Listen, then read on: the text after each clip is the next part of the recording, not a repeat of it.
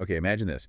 It's 1961. You're leaning close to a radio late at night, static crackles, and then you hear it breathing, kind of slow, uneven. Then this faint voice, a woman speaking Russian. She sounds, well, urgent, terrified maybe. I can see flames. I'm hot. I will re-enter soon. And after that, just silence. It's properly chilling, isn't it? That alleged recording from 1961, supposedly. It's one of those stories that's lingered, in the shadows of space history for decades. And people are convinced it's the last thing ever heard from a Soviet cosmonaut, someone whose name was, well, deliberately scrubbed from the books. Right. And it throws you straight into the Cold War, doesn't it? Because Yeah. 1961, the space race wasn't just about science experiments. It was this intense ideological fight. The Soviet Union makes this huge announcement. Yuri Gagarin, first man in space, perfect propaganda win. A global sensation. His face was everywhere, a symbol of Soviet achievement. What if that perfect story wasn't quite the whole story? And that's the hook, isn't it? That's the big question we're diving into today. What if Gagarin wasn't actually the first one up there? What if he's just, the first one to make it back alive? So we're going to peel back the layers on this whole lost cosmonauts mystery. We'll look at the claims, the pushback against them, and just the whole atmosphere of secrecy back then. An era where truth itself felt like a weapon. Our goal here is to help you sort through these whispers, these rumors, and figure out what might really be hiding out there. And really, to get a handle on this mystery, you have to start where these whispers first kind of leaked out. Which brings us to Italy, actually, to two brothers, Achille and Giovanni Battista Judica Cordelia.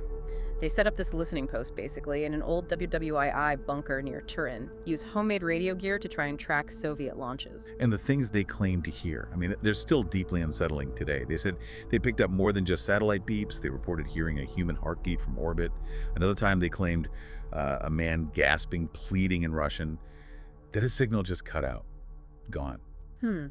But the one that really stuck, the most famous or infamous recording they released, was the one we mentioned. That female voice in '61, supposedly before Gagarin's official flight. Her reporting being too hot, seeing flames, then silence. The brothers were absolutely convinced. They believed they'd captured the final moments of someone lost in space. Okay, those are huge claims. Extraordinary. But what was going on at the time politically that could even make people consider such a wild story? What allowed that seed of doubt to grow? That's crucial, yeah. The space race, it wasn't just science. It was pure, high-stakes propaganda, an ideological war fought with rockets. Yeah. Every single launch, every picture, every milestone was spun as absolute proof that our system, our ideology was superior. Yeah, failure wasn't just embarrassing. It was unthinkable, politically damaging. And the Soviet Union was already known for extreme secrecy, right? Yeah. They routinely covered up disasters, nuclear stuff, submarines, plane crashes, anything that didn't fit the narrative. Exactly. Imagine the blow to that carefully crafted image, flawless Soviet tech, if they had to admit they'd lost someone in space before their big hero Gagarin even flew. It would have completely undermined their story. It paints this picture of a regime utterly obsessed with controlling the narrative. And the theory goes, these failures weren't just, downplayed, they were potentially erased, scrubbed from history. So what kind of, hints or evidence do the people who believe in the lost cosmonauts point to within the early Soviet space program itself? Well, there are a few intriguing things people point to. Patterns, maybe. You hear about photos, early cosmonaut training groups, where you see certain faces in the first versions, and then in later versions, those same faces are just gone. Airbrushed out, perhaps.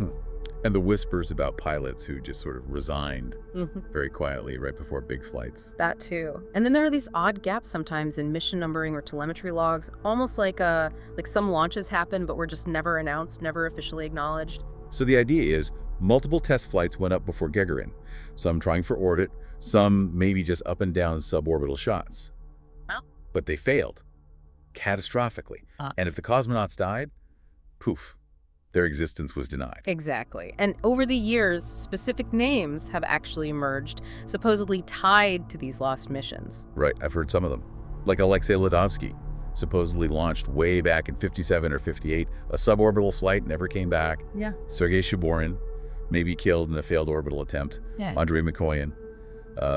Rumors of a spaceplane crash. And of course, the unnamed woman, the voice the Judica Cordelia brothers maybe heard.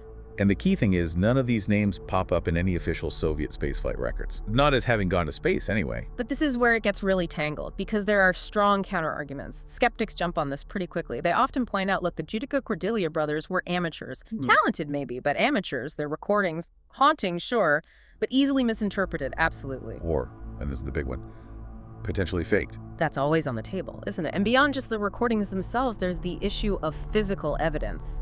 Or rather, the lack of it. Right. No confirmed wreckage, no bodies ever recovered that match these stories. Nothing concrete has ever surfaced. And you have to think, with all the tracking stations around the world, even back then, if a Soviet spacecraft really went off course or got stuck in orbit, wouldn't someone else, like the US military, have likely detected it? Those are very solid points. They definitely cast doubt. So how do the believers, the proponents of the theory, respond to that? The lack of hard proof, the possibility of it all being misinterpreted, or even a hoax? Well, they push back. They argue the Soviet state's control over information was so absolute, so tight, that they could have suppressed any evidence, ruthlessly, efficiently. And, for many, the idea that these Italian brothers kept up an elaborate hoax for decades, it just seems, well, improbable. Plus, they point to the historical context. We know the Soviets covered up other major disasters, verifiably. Think about the Netherlands catastrophe in 1960. That launch pad explosion killed dozens of top rocket engineers. It was completely hushed up for years. That shows the lengths they would go to, right? To control bad news. It really does highlight that secrecy wasn't just like a preference for the Soviet regime. It was a core survival tool. Public image was everything. Failures weren't just failures, they were deep political wounds. Losing a cosmonaut in orbit, that wouldn't just be a tragedy. It would dismantle the whole image they were trying so hard to project. Absolutely. Which leads us to the archives. After the Soviet Union collapsed, people hoped, researchers hoped they'd finally get answers. Access was opened up to previously secret documents. And they did find things. Documents confirming lots of early accidents, terrible ones, capsule fires, launch pad explosions, failed re-entries. The human cost was clearly huge. But crucially, nothing in those released archives explicitly confirmed anyone dying in orbit before Gagarin. So, the archives didn't just hand over a neat answer. Even with those records, there are still gaps, oddities. You still find mentions of test pilots who just vanished from the rosters. Those weird telemetry gaps, those training photos with faces that aren't accounted for. And the Judica-Cordelia recordings. Still debated, never definitively proven real, but also never definitively debunked either. It leaves us in this kind of gray area, doesn't it? This lingering ambiguity. It really does. And that ambiguity is maybe the most important part. Because look, whether the lost cosmonauts existed exactly like the theory says or not, one thing is absolutely undeniable. The Soviet space program was incredibly dangerous. People absolutely died in the pursuit of getting to space first. Test pilots, engineers, military personnel pushed to the edge in unproven machines under immense pressure. Many lost their lives in accidents that were definitely covered up. We know that happened on the ground. Exactly.